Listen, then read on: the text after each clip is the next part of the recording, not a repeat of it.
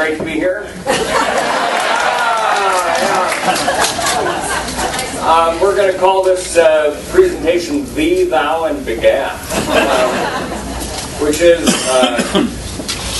now I was born in 1952, the year that the Revised Standard Version was first published.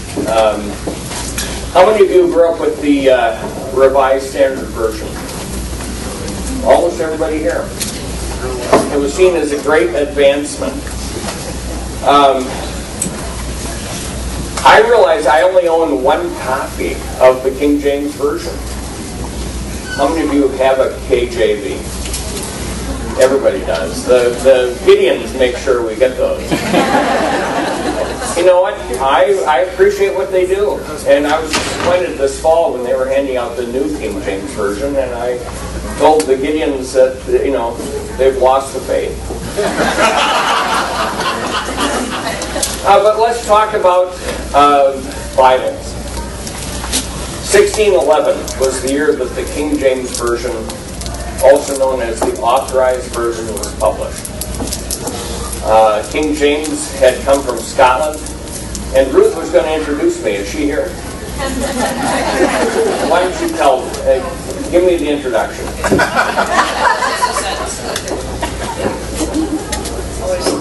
As Pastor Berlin said, we need context for everything we do. So just Queen Elizabeth I, or QE1 as we sometimes refer to her, had a very long and successful reign. She was a Protestant queen and the daughter of Henry VIII.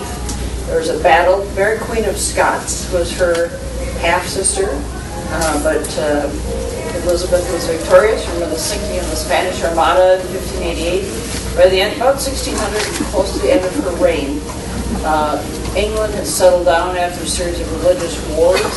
She died in 1603, and then James, who was Scottish, became king.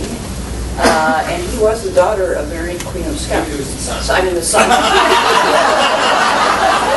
Nobody come running in.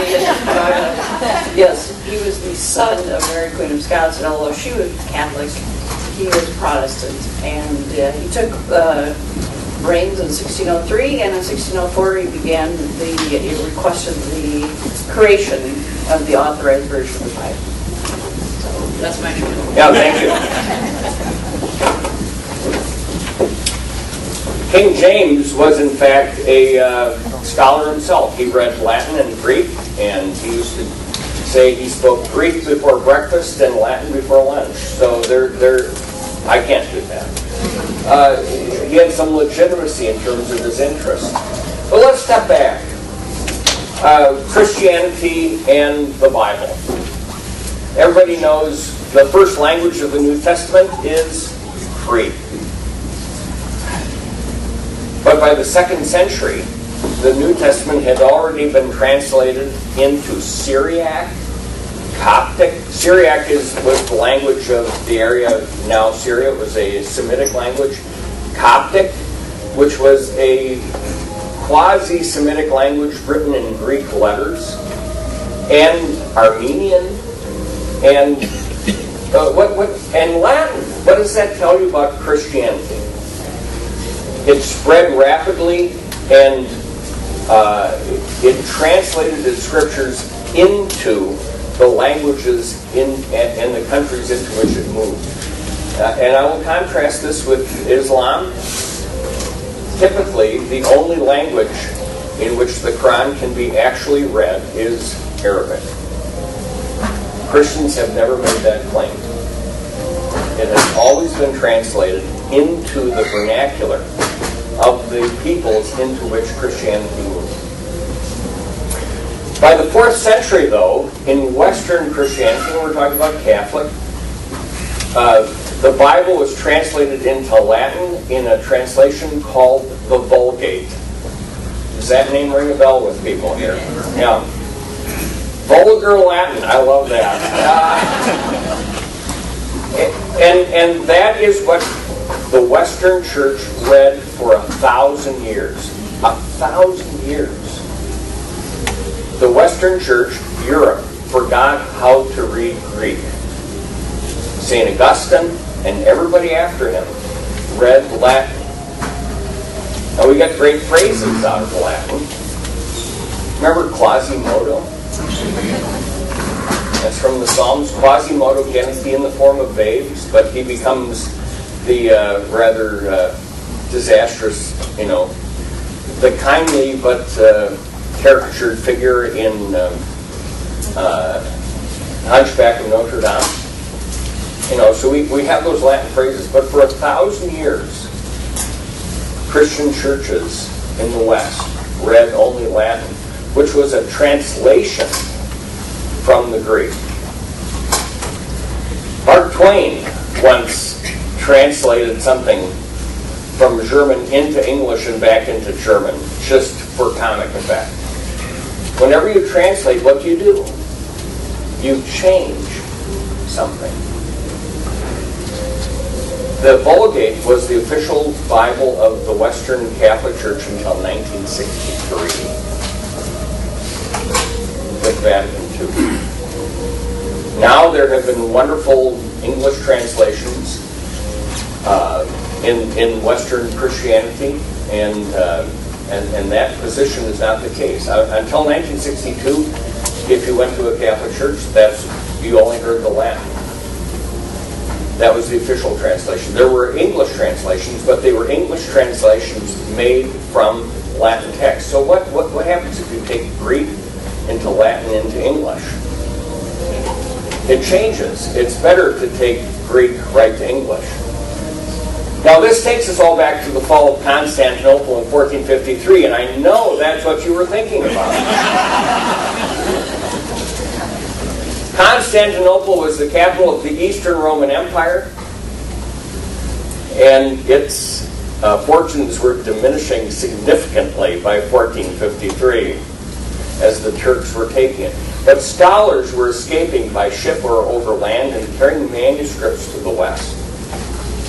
And they took Greek manuscripts, and they took them to Rome, and they took them to Germany. And Martin Luther got a hold of these, and Martin Luther was one of the first to start teaching himself Greek and Hebrew and saying, this is what we need to read. I just want you to know that.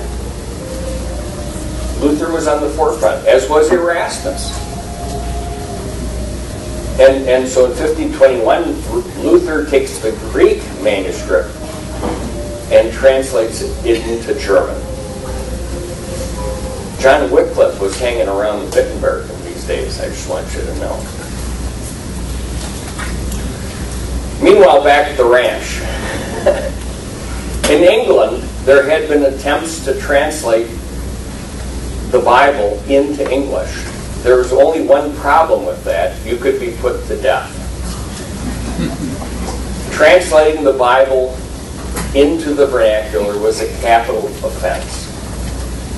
That's not the case anymore, at least as far as I know.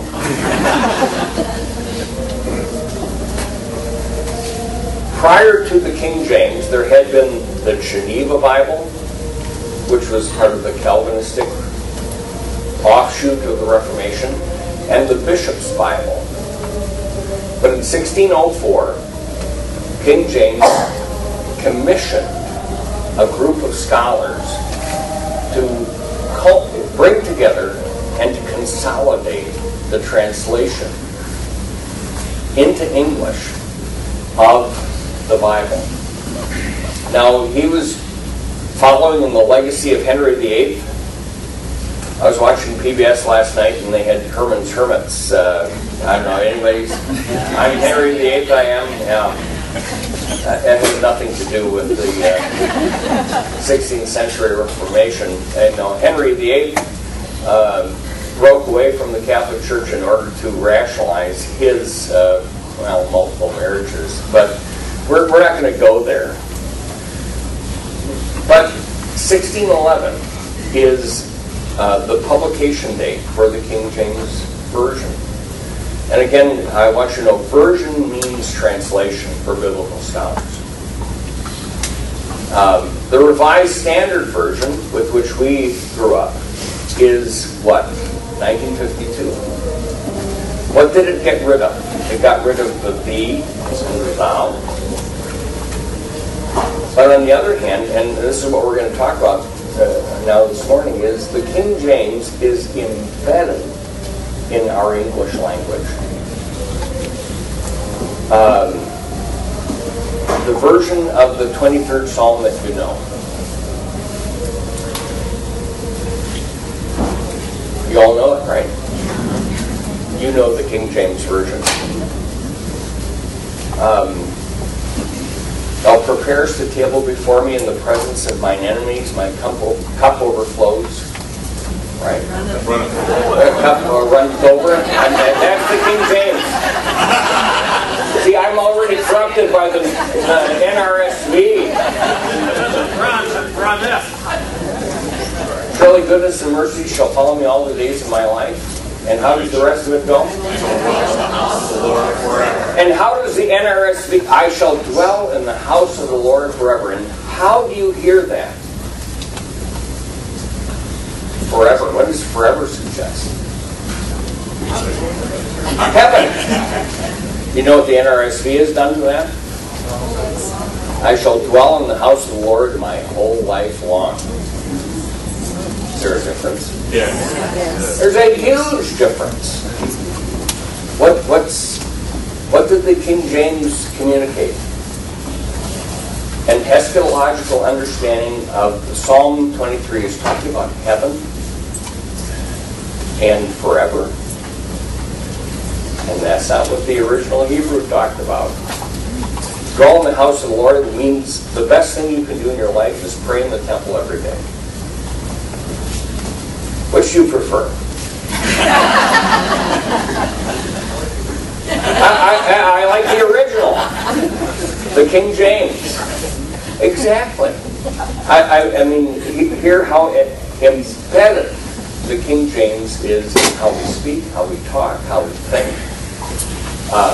There isn't a funeral I haven't done in my pastoral career where I haven't read the 23rd Psalm. Because, you know, in a sense, has that spoken to you and to others?